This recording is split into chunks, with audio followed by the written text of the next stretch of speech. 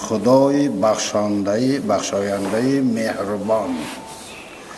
یکم ستایش خدای را که پروردگار عالمیان. دوم بخشاینده مهربان. سوم خداوند روز جزاست. چهارم این قرآنی که امروز ما به شما انشاءالله تقسیم میدهیم بار اول است در جمهوری تاجیکستان.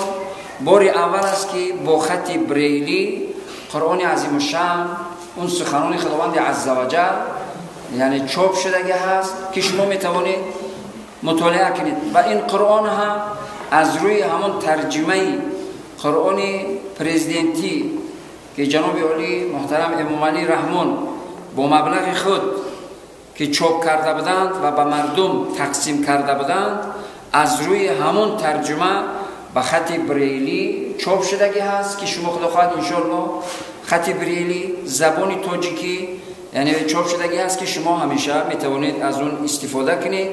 و از شما فقط التماسی دعا داریم هر وقت که تلاوت کردید برای آبادی جامعه کشور و برای آرامی کشور و برای پیشروی مادی و معنوی کشور دعا میکنید. شاعران کلاسی گفته بودند که زینکان باش اندر نکویی کوش مکن نیکی کس از دل فراموش.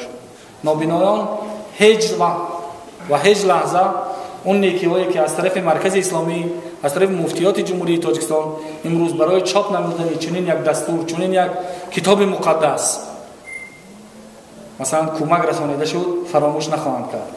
معلوم میمونه چون خود تبریک میگیم خداوند کند که شما رو با سبب همین قرآن و تلاوت این قرآن هم خوشنود و هم صبور و هم کامیاب در این دنیا و آخرت خدا نگه دارد. سلامت باشید. سلامت باشید. بس از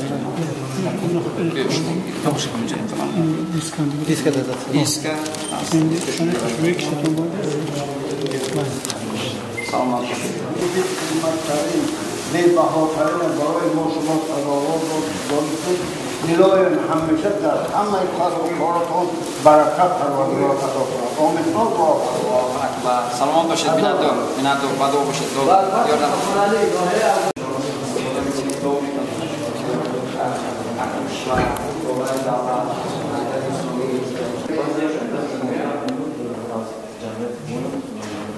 سلام علیکم. بارک الله. خدا اجر برکت بده. نگهبان باشه. خدا یکی از علمای با عمل کنه. ان شاء الله کوشش کن بهترین عالم میشه. یاردم. شما آن اون دراز با برکت. اسلامی هستیم که ما یک با زبان عربی خط بریلی زبان عربی خط قرآن داریم. با خاطر اینکه کس علما هستند دانشکده اسلامی هستند همون رو بدید استفاده کنند. مرحبا. شما رو سلامت باشید. دعا اجر برکت کنید. وان من جناب نخور استاد یادم. سلامت باشید. سلامت باشید.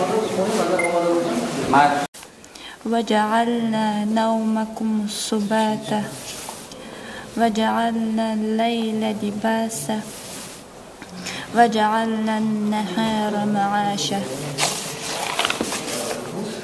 وبنينا فوقكم سبعا شدادا وجعلنا سراجا